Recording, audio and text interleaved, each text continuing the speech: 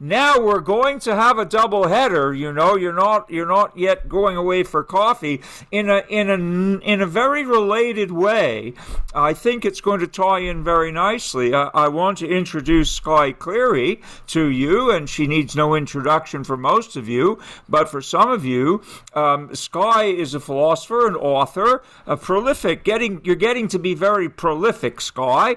Her latest books, How to Be Authentic, Simone de Beauvoir, and The Quest for Fulfillment, Existentialism and Romantic Love, and she's co-editor of How to Live a Good Life. Skye's a certified fellow with APPA. She teaches at Columbia University, and I'm happy to say at the City University of New York, where we're colleagues. Previously, she was in international equity, arbitrageur, and a management consultant. Her writing has appeared in the Paris Review, Aeon, the Times Literary Supplement, TED Ed, LA Review of Books, among other outlets. She won the 2017 New Philosopher Writers Award and was a 2021 McDowell Fellow. If that's not enough for you, we're going to hear today a topic called In an Age of Self-Exposure, what does it mean to be authentic? So, Skye, over to you. You'll get your full hour. It's 2:09, and we turn things over to you. Thank you so much for joining us today. Thank you so much, Lou, and thank you, everybody, for being here. I'm going to share my screen. Okay.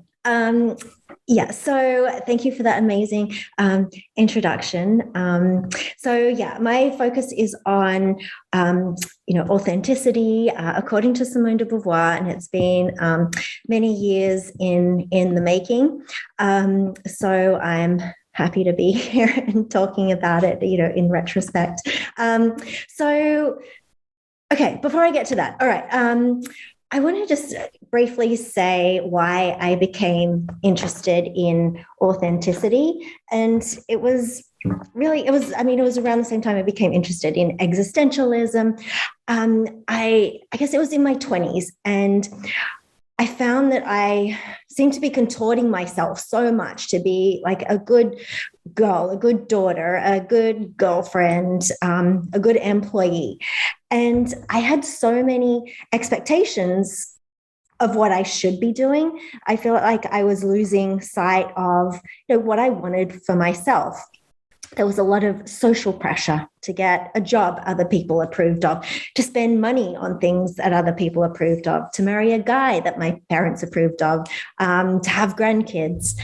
And a boyfriend, family, mentors, one of my bosses, a lot of people were suggesting I tone down my career to make a space for husband and babies. And, this was Sydney, Australia, a cosmopolitan community, not explicitly conservative, not explicitly religious. And so it was around this time that I did an MBA, and they taught, there were some philosophers on faculty who taught subjects like existentialism and entrepreneurship and foundations of management thinking, which was a philosophy subject. And I discovered Simone de Beauvoir in one of those classes and started reading. And I found that in Beauvoir's language, that I was very much torn between being for myself and being for other people. So being for myself, how I wanted to create myself and live, and being for others, what they wanted for me and what they expected of me.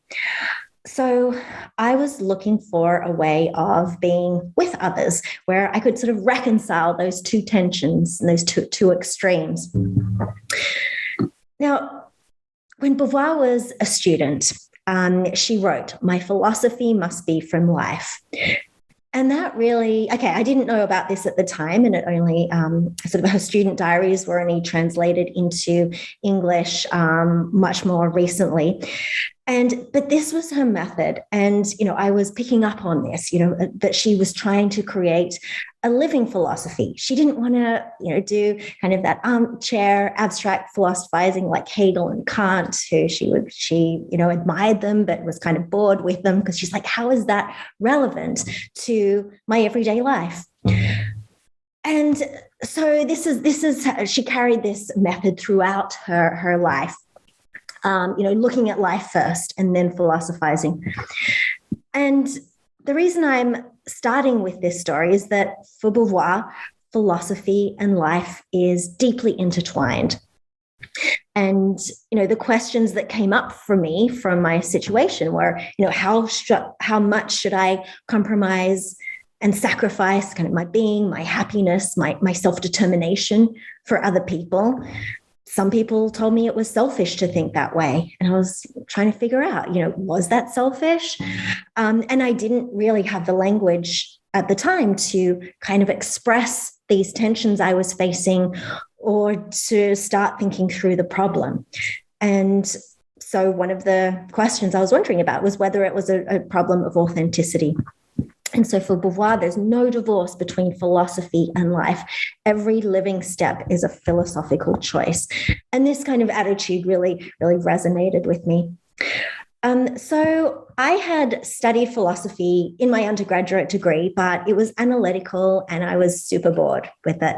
So I dropped it, didn't pick it back up until this MBA. And where I learned about Schopenhauer and Sartre and Beauvoir and others, and also found this book, Tête-à-Tête by Hazel Rowley. It's a fantastic book in case you haven't read it. It's very kind of, juicy, maybe a little bit voyeuristic in some ways because it's all about Beauvoir and Sartre's relationships. But I think it's really important because it shows how they were thinking about their philosophizing in the context of living their lives. And I found they were dealing with very similar questions to me. And I also came across a lot of, when I started thinking about this a few years ago, found a lot of literature on authenticity. And, I kept hearing it more and more and never really grasping what it was all about. Didn't really understand what it meant. How do you get authenticity? How do you find it? Is it inside you? How do you access it?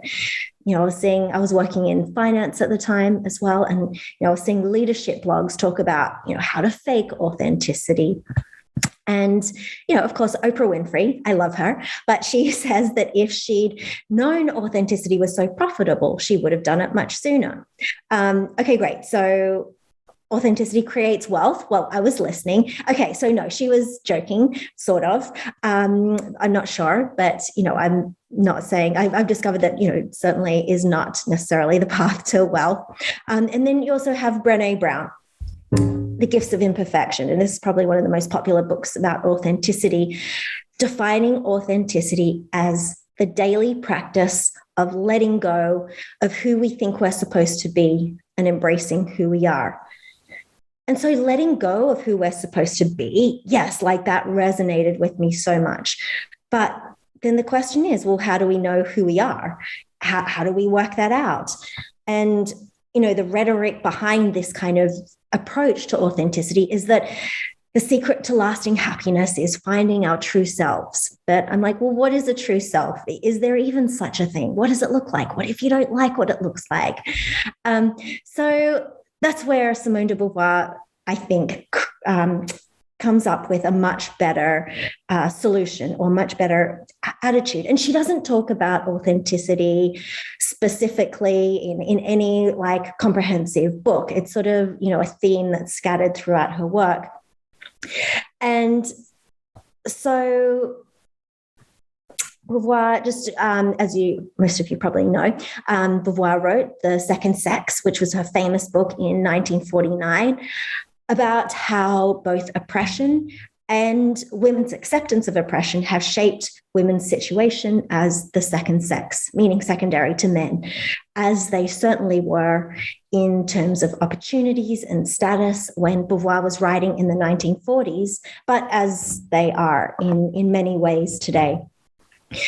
But, she also points out, she doesn't emphasize this so much, but she certainly talks about it, how women being the second sex is actually a problem for men too, because it limits men's possibilities and locks men into kind of more rigid masculine ideals and channels them into fixed roles such as breadwinners. So just a quick definition of existentialism in Beauvoir's view is that, there's usually, overlapping themes of freedom, choice, responsibility, anxiety, authenticity, awareness of death. And certainly at the core of Beauvoir's philosophy is the notion that existence precedes essence, which is, what Sartre talked about, meaning that you exist first and then spend the rest of your life creating who you are or who you're becoming. So Beauvoir refined this definition, and she says existentialism postulates the value of the individual as the source and reason for being, of all significations and all colors, yet it admits that the individual has reality only through their engagement in the world. So what does this mean? Well, first of all, it means that there's no external meaning in life. We're thrown into the world. We arrive without a guidebook, and we kind of have to figure out what to do. And each of us being the source of values means that we have to create our own reasons for existing. But we can only do this by recognizing that we live in situations, in a context, in webs of relationships. And we can only truly and fully exist by engaging with the world and with other people. And of course, there are some things that make up what Beauvoir calls facticity. So facts of our lives that we can't create being born, our parents, the bodies we arrive with, death, taxes. I can't create myself as a bird no matter how much I want to grow wings, can't choose oppression. So I think Beauvoir, more than the other existentialists, was a lot more attuned to those kind of pressures and limitations. But what's important from Beauvoir's perspective is not to define ourselves only by the facts of our existence, but also transcendence. So what's important is to look for that window of freedom, however small, and leap through it. So what's important is, how we engage in the world, what we do with the facts of our existence, and to transcend, which is to really become an agent of your own life. So for example, I was born into an English-speaking household with an Australian accent. And so my facticity is that I'm an English speaker, but I can transcend my facticity to learn other languages. So authenticity, therefore, in Beauvoir's definition, is a way of exercising our freedom in ways that we choose to create ourselves. Now, in some ways, this is a privileged way of seeing the world. And, there are lots of people facing poverty and oppression. And many people are focused more on survival and resilience. People working multiple minimum wage jobs to survive have, little time to kind of transcend in authentic ways. And this is a fair criticism. And it was only when writing The Second Sex that Beauvoir realized how privileged she was in being able to study at the Sorbonne and get a job. But, she wasn't wealthy. Her parents had no dowry, so she had to work. But she realized she was privileged in the type of work that she chose, becoming a philosophy teacher and writer. But at the time, many women weren't allowed to own property or establish credit. And this is one of the reasons why, for Beauvoir, engaging in the world, fighting for the freedom of everybody to create themselves was a critical part of her philosophy. And I think it's what makes her philosophy unique, in that she explicitly tried to create an ethics. Sartre, made a few notes on ethics, but never followed through on a full discussion or examination of it. And so Beauvoir comes from the perspective that if we value freedom and authenticity for ourselves, then we must value it for other people. And so authenticity is when we embrace our freedom and create our essence through transcending. Now, Beauvoir was reluctant to kind of put together anything prescriptive. Existentialism is much more kind of descriptive. But what she wanted to say was that, authenticity is an individual quest. So it's your quest, and each of our quests are going to be different.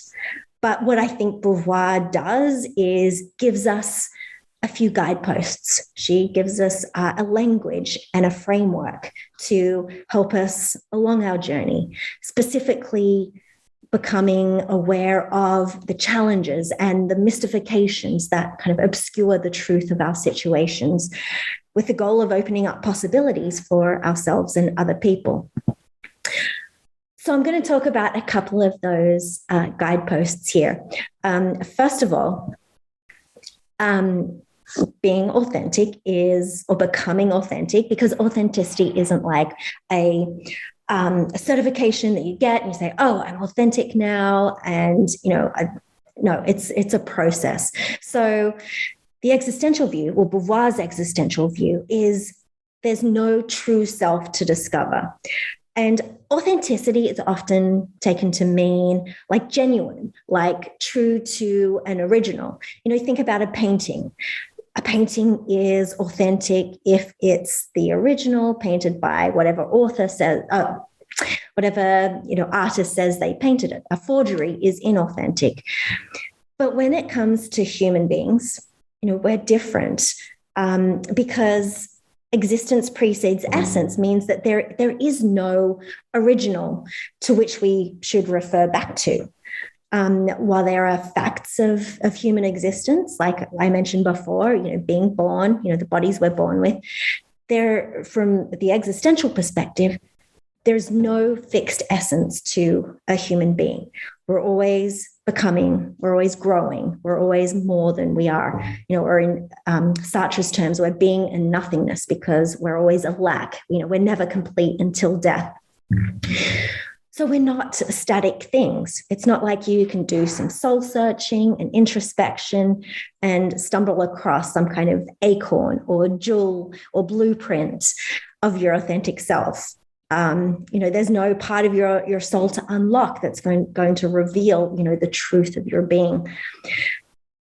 And this comes down to Beauvoir's idea of, what it means to be human. And one of the core things is that what makes us humans is our creativity.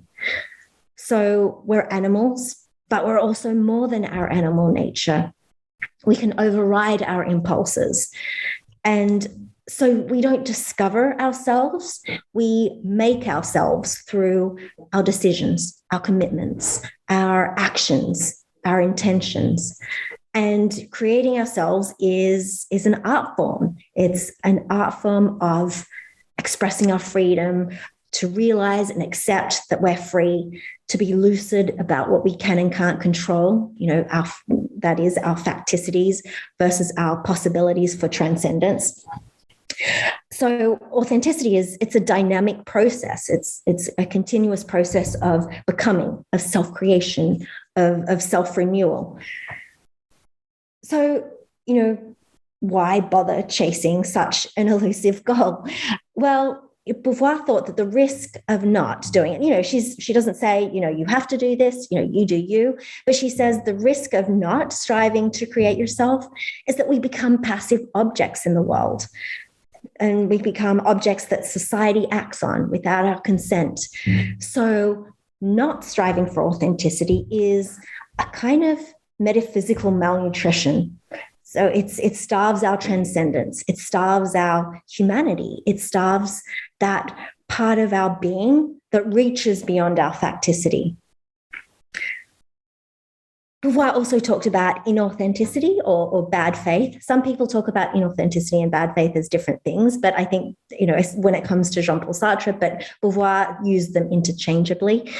And so inauthenticity is about denying our own freedom or others' freedom. So people in bad faith might wish their life were otherwise and do nothing about it. They might avoid confronting the truth of their lives or deny responsibility for their actions. So there's an example. One of Beauvoir's less famous books is called When Things of the Spirit Come First. And Beauvoir actually had trouble getting this published when she first wrote it because, she wrote it, I think, in the 1930s. So it was one of her earlier works. And publishers dismissed it because they're like, oh, it's not optimistic enough. So it's a series of case studies and interwoven, I say case studies, but, interwoven short stories. Again, it's fiction, but it was very much based on Beauvoir, and Beauvoir said that she based it on her life and people that she knew. And there are a couple of characters in here. First of all, Chantal. Chantal is a very fake person.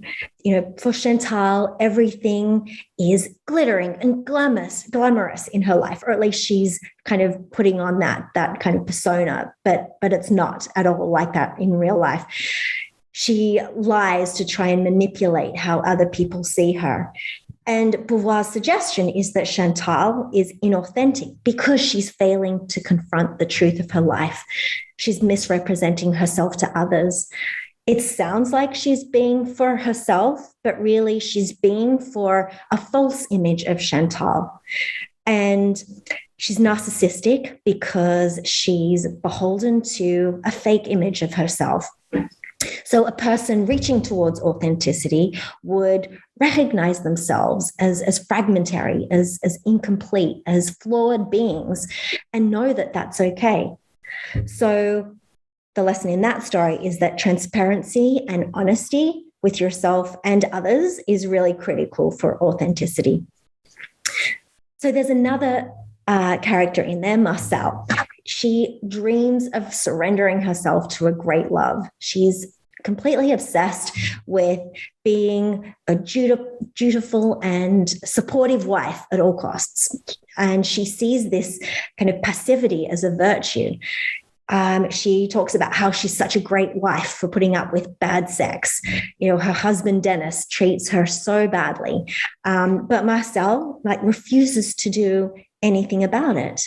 And Beauvoir's suggestion is that she's inauthentic because she's so heavily dependent on being for someone else, being for her husband, that she's refusing to be for herself, refusing to be an agent of her own life. So a person interested in becoming authentic doesn't rely entirely on others to justify their existence. Okay, and then there's Dennis, who's the terrible husband. So Dennis believes that his choices don't really matter. He believes that things just happen to us and all we can do is just submit blindly to fate. So he's refusing to be an agent in his life. And he's just running on impulse, doesn't care about others, spends all his wife's money, then runs away with her younger sister and then dumps her too. So Dennis is inauthentic because he's denying responsibility for his life. And he's making commitments, but like marrying Marcel, so he's making these commitments, but it actually means nothing to him. And Beauvoir's message is that a person striving for authenticity would accept responsibility for their actions and exercise their freedom to be an agent of their own life and acknowledge how their behavior affects other people. Okay, oops, I'm behind on the slide. So this was meant to be sort of a picture of, Marcel being, submissive. Oh, and this is like Dennis. Reminds me of this Don Juan. And he is, this is one of those, Hollywood takes. I think it's called Don John. It's like a Hollywood take of the Don Juan story. And, Beauvoir knew people like this who are living this kind of Don Giovanni lifestyle. Okay, so the second guidepost towards existential authenticity. So respect and recognize others' freedom to become authentic too. So existential authenticity isn't something you do or even could do on your own. And there are two key reasons for this. One, there's an ethical dimension to Beauvoir's understanding of authenticity. So other people are there. They're a fact of our existence. We have to take them into account because I can't be free in isolation. We're always in relationship to other people, engaging with them, engaging with the world, and sending out appeals and receiving calls from other people. So I can't be free in an authentically meaningful way unless you're also free. So Beauvoir talks about this in The Ethics of Ambiguity, that if we value our own life, which we must because we're all here, then we must value it for others. So here she's really pushing back on, the Dostoevsky notion that, anything goes. If God is dead, anything goes. So Beauvoir really fought hard against this idea. Because other people are the context for our actions. And so that ethical dimension is found in our very coexistence, and responsibility is built into the core of our relationships with others. And the second reason that other people are crucial for authenticity is that we can discover aspects of ourselves in other people's stories, in their mistakes, in their successes, their delusions and opinions. So other people can disclose aspects of our being that we can't see on our own. I can't see my own eyes. I need a mirror, or even better, another person. And you interpret me differently to the way I interpret me. I can't always see when my writing is bad. I need an editor to tell me. I don't always know when I'm being unreasonable. I need a friend to lend me their opinions. And when we see people do awful things or admirable things, we see how we want to be like them or how we don't want to be like them. And these sorts of choices are about our behavior, and they shape who we become. So one of the main criticisms of existentialism is that if it's up to us to create our own values, then, are we free to do whatever we want, as Dostoevsky allegedly said. I think there's not that explicit quote in the Brothers Kamarov, but it's something like that. Okay, so Beauvoir argued solidly that no, freedom without responsibility is meaningless. So responsibility entails acknowledging that we're interconnected, that we live in webs of relationships, and there will be tensions between kind of riding our own freedom and also maneuvering through a world filled with other people trying to do the same. And we're always going to bump into other people. But the ideal is that other people would be obstacles, but not necessarily oppressors. Okay, so let's see. All right. Beauvoir captures the ethical dimension of authenticity with the idea of intersubjectivity, which is the free recognition of each individual in the other, each one positing both itself and the other as object and as subject in a reciprocal movement. But friendship and generosity, which accomplish this recognition of freedoms concretely, are not easy virtues. They're undoubtedly man's highest accomplishment. This is where he is in his truth. But this truth is a struggle endlessly begun, endlessly abolished. It demands that man surpass himself at each instant. So that is, intersubjectivity is the mutual recognition and respect for one another's freedom. Now, one of the ways that Beauvoir kind of explores intersubjectivity and authenticity is in sexual sadism. So she wrote this essay, Must We Burn Sade A?, about the Marquis de Sade, who was an 18th century libertine who got off on violence and sexual cruelty and torturing others. So Beauvoir saw Sade as an example of someone who was authentic in a very trivial sense of the term. So he created his own rules. He didn't care about social norms. He was passionate, about writing and sadism, but he wasn't authentic from an existential perspective because, he thought he was exercising his freedom, but really he was exercising his power as a rich aristocrat. He ignored social inequality. He robbed his victims of their freedom by turning them into passive objects of his desires. So he was a tyrant. So back to our definition of intersubjectivity, Sade lacked friendship. He lacked generosity. His excitement came from denying the other's subjectivity. So the implication of Beauvoir's thinking here is that, a kind of egoism such as Sade's might feel to you as true to yourself, but it overlooks the interconnectedness of our existences. And authenticity without intersubjectivity ends in egoism and collapses in self-interest. So that brings us to let's see. Oh no, hang on. Okay, I'm going to skip over that. Okay. Existential authenticity. So part 3. Okay, rebelling against obstacles to authenticity. Okay, so for Beauvoir, an authentically meaningful life is one that opens out into an endless open future. And Beauvoir says the spirit with all its riches must project itself in an empty sky that is its to fill. But the problem is that so many people abound in thousands of big ways and small ways that really hold them back from becoming authentic creators of their lives. And for Beauvoir, those bonds that constrain our freedom are a moral emergency because they constitute oppression. So for Beauvoir, the authentic response to oppression must be rebellion. And what she means by that is social and political struggles against unfair structures. And she thought that together we have to work to create new foundations of the world on freedom, not domination. And Beauvoir thought that that kind of transformation, shifting from domination to freedom, was the real task of feminism. So in an ideal world, Beauvoir said what we would see is a collective conversion where oppressed people would rebel, oppressors would stop oppressing, and all freedoms would reconcile.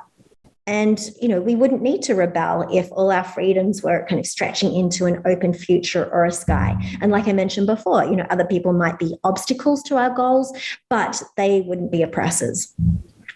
Okay, the problem here is that, that's very utopian. And as yet, we don't have a perfect political framework that will solve all these societal issues. So what do? Well, Beauvoir had a few ideas. First of all, believing that change is possible.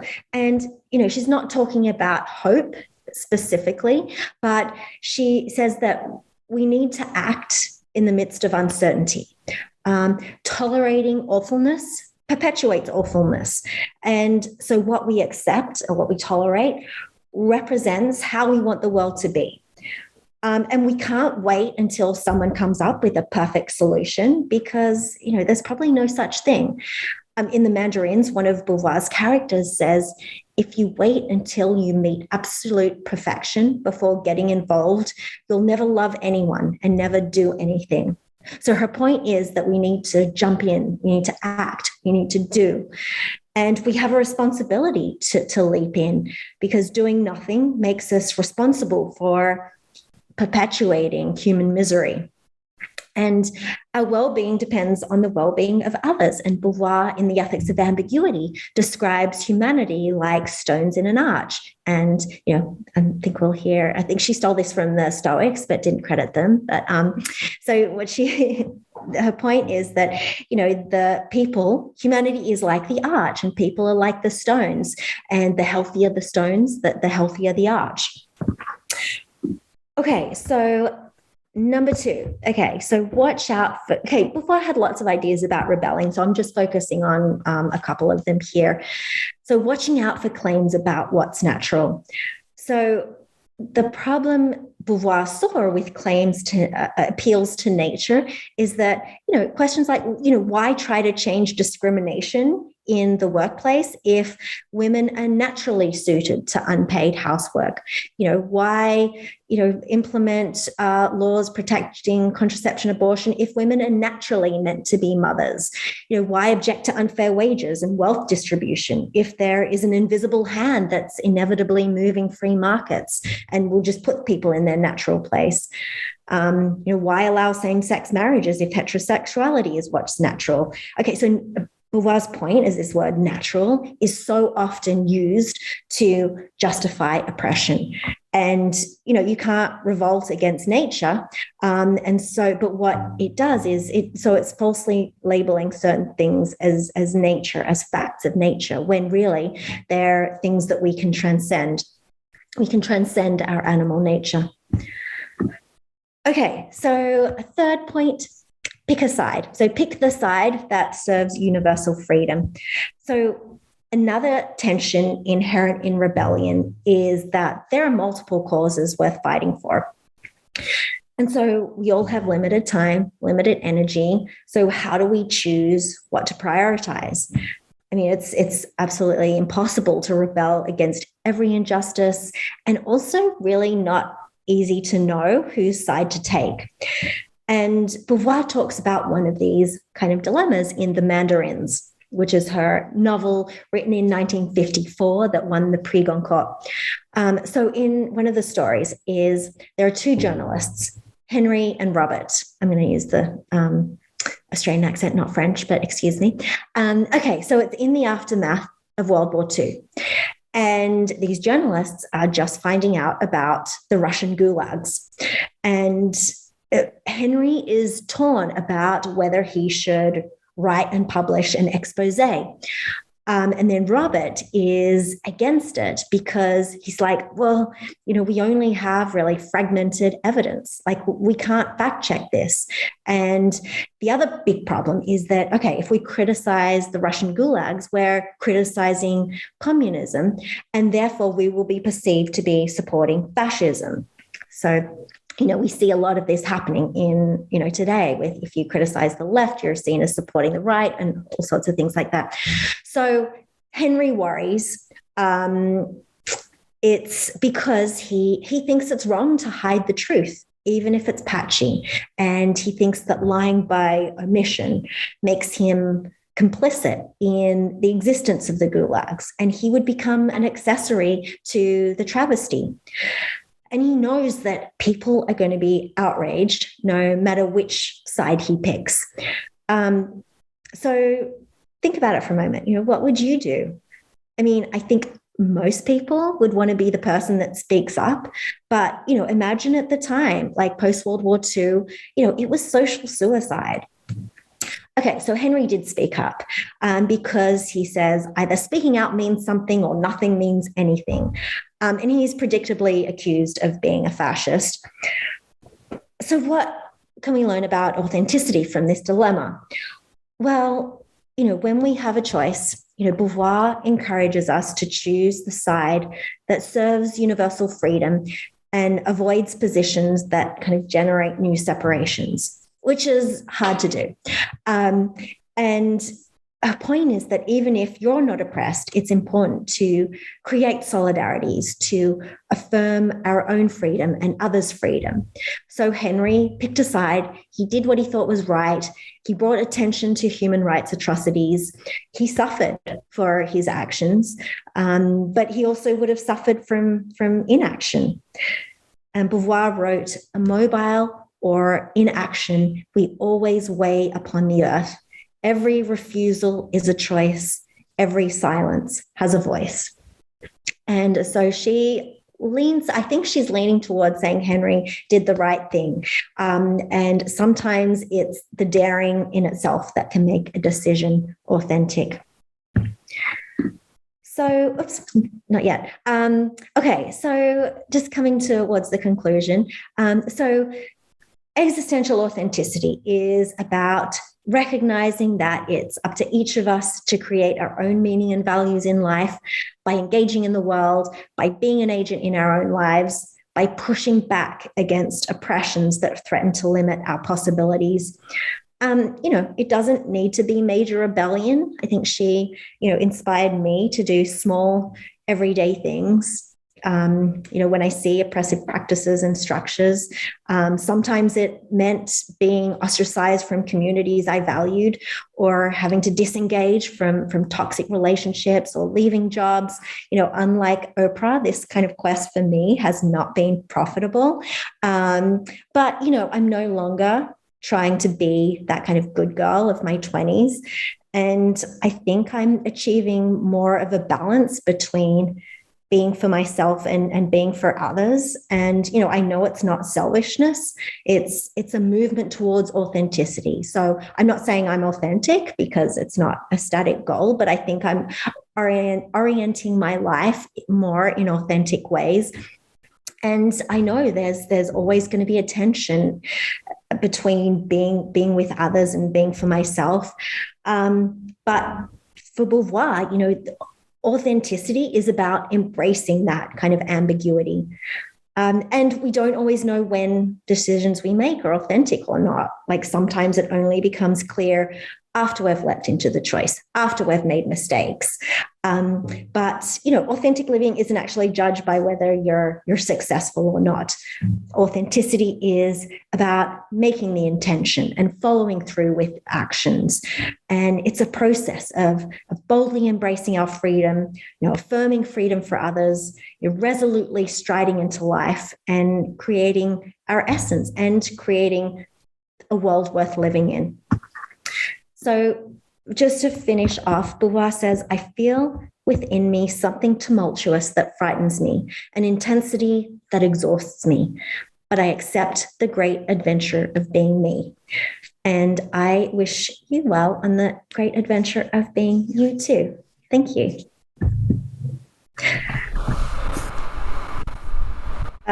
Also, plug for my new book that's coming out. Sorry for the shameless self-promotion. It's already out in the UK. It's called How to Be You, Simone de Beauvoir and the Art of Authentic Living. It came out yesterday or Thursday, but it's out in the US on August 16th. How to Be Authentic, Simone de Beauvoir and the Quest for Fulfillment. Thank you. Okay, let me stop share. Thank you so much, Skye. Could we get a round of a virtual applause from everybody? That's tremendous.